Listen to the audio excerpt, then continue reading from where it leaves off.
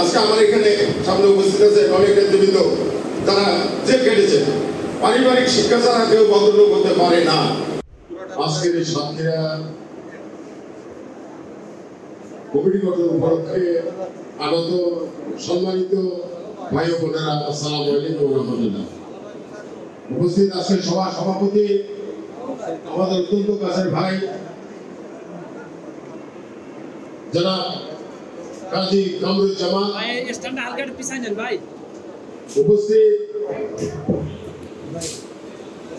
আমার সহযোগিতা আজকে প্রধান বক্তা নাসিরউদ্দিন, আমার সাথে ঢাকা থেকে আগত আমাদের ক্রীড়া সম্পাদক কফিলউদ্দিন মাহমুদ, ঢাকা থেকে আগত আপনাদের কৃতি সন্তান, আমাদের এলাকার কৃতি সন্তান কৃষিবিদ জনাব আহসান হাবিব সহ স্থানীয় খুলনা মহানগর সহ স্থানীয় নেতৃবৃন্দ, সবাইকে জানাচ্ছি সংগ্রামী শুভেচ্ছা, বিপ্লবী অভিনন্দন।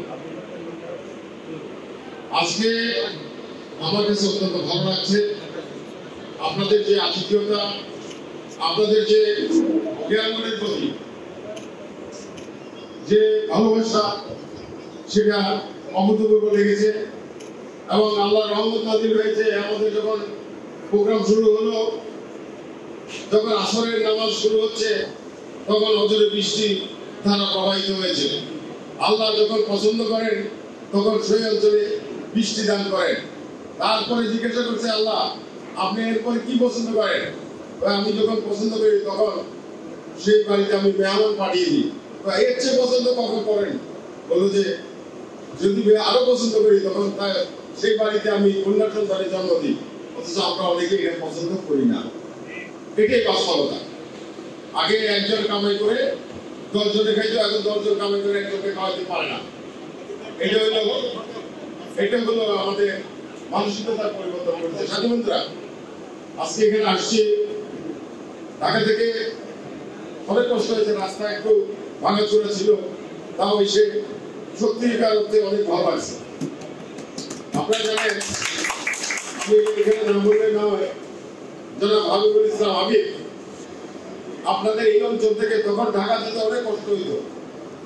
হাবিবুল ইসলাম হাবিব তখন সেখানে গিয়ে ছাত্র দলের রাজনীতি করেছেন এবং উনি নেতৃত্ব দিয়েছেন, একটা হল শাখার সাধারণ সম্পাদক ছিলেন। ওই সময় থেকে আমি ওনাকে ভালো করে চিনি, কারণ ওনার হলের সাথে আমার বাসা ছিল। উনি ভদ্রভাবে ছিলেন, আমার বাসাটা ছিল সেগুনবাগিচা, এবং প্রথমে আমি ছিলাম রেডিওকর্ণে, তারপর সেগুনবাগিচা। সেই জন্য ওনার সাথে আমার ব্যক্তিগত সম্পর্ক অনেক ভালো। সাথী বন্ধুরা, সেই জন্য আমি আজকে যদি আমি এখানে পাইতাম তাহলে আমার কাছে আসলে আরো ভালো লাগতো। সাথী বন্ধুরা, আমরা এই আরাফাত রহমান ফুকুর কথাই বলি। উনি বাংলাদেশ জাতীয়তাবাদী দলের প্রতিষ্ঠাতা, শহীদ প্রেসিডেন্ট বাংলার রাখাল রাজা জিয়াউর রহমান সাহেবের এবং স্বাধীনতা ঘোষক জিয়াউর রহমান এবং খালেদা জিয়া কনিষ্ঠ সন্তান।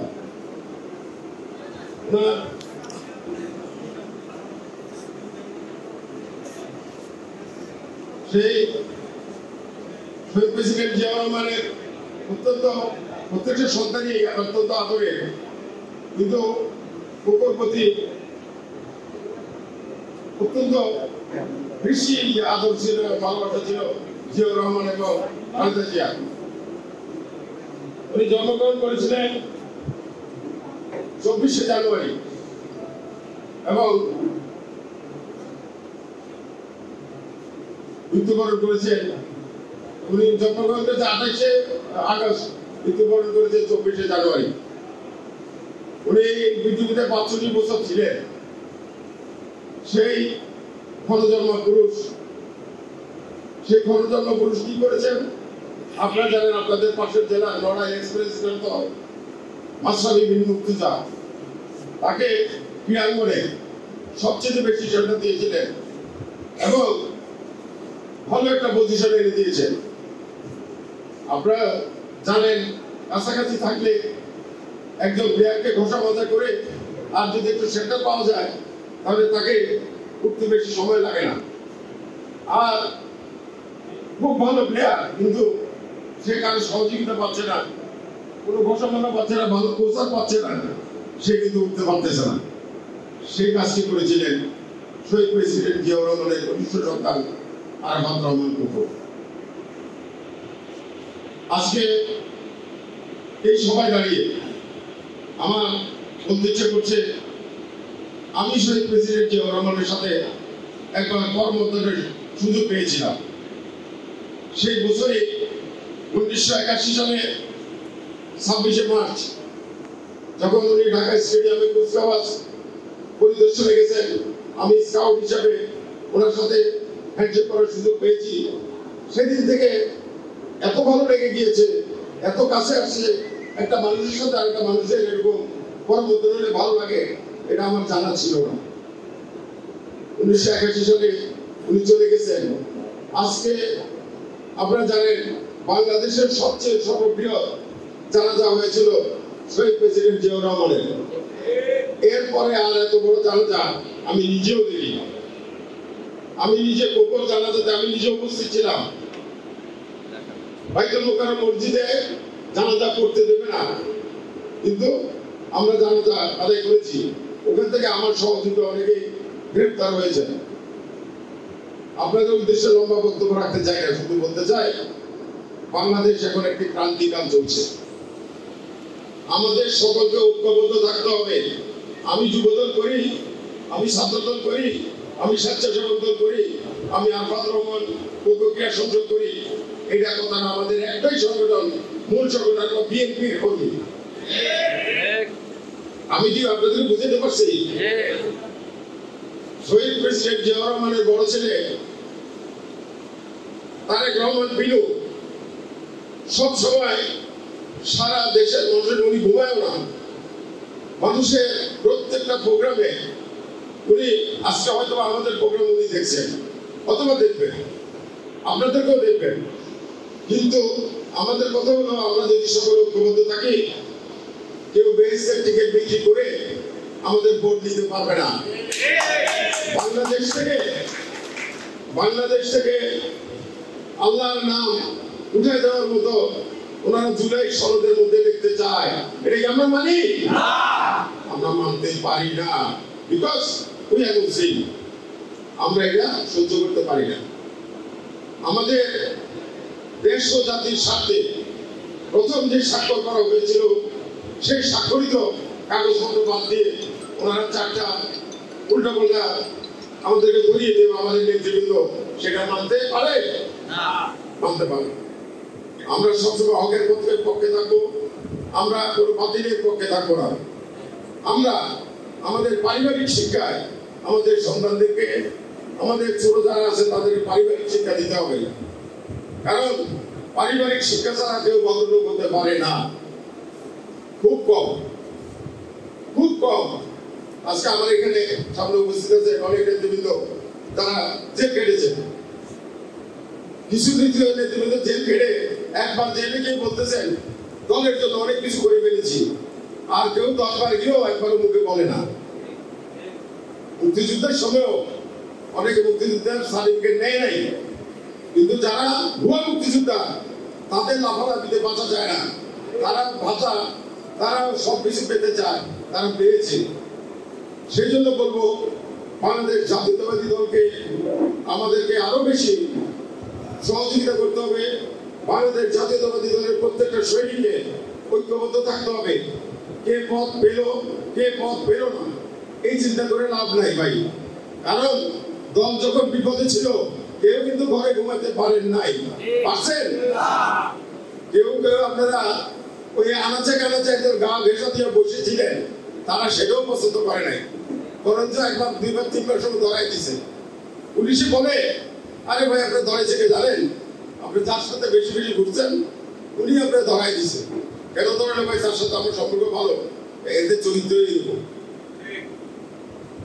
চরিত্র এরকম, আমাদের মা বোনরা অনেক কষ্ট করেছে। আমরা যখন জেলে গেছি, আমরা যখন আন্দোলনে গেছি, বাজার করে দিতে পারি নাই। তারা যা পারছে তা দিয়ে আমাদের সন্তানদেরকে, আমাদের যারা আছে পরিবারে তাদেরকে খাওয়াই সে সহযোগিতা করছে, তাদের অবদান ভুললে চলবে না। আমরা তাদেরকেও আমাদের একজন সৈনিক হিসাবে নিতে হবে।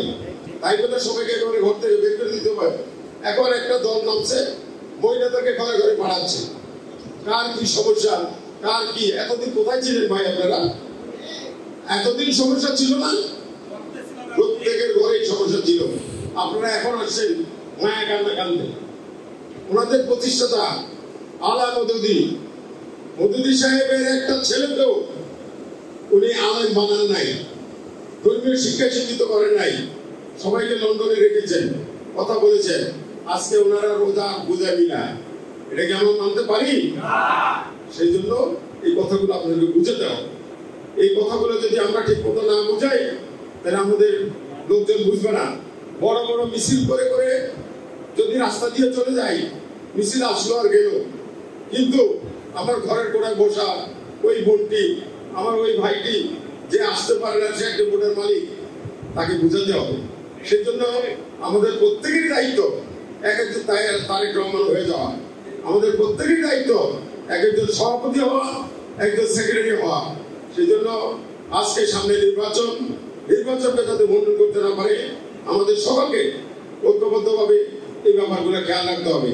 এবং আগামী দিনে যদি বাংলাদেশ জাতীয়তাবাদী দলে সরকার প্রতিষ্ঠিত হয়, তাহলে আপনার আর আমার মুক্তি আছে, তা নাইলে কিন্তু মুক্তি নাই।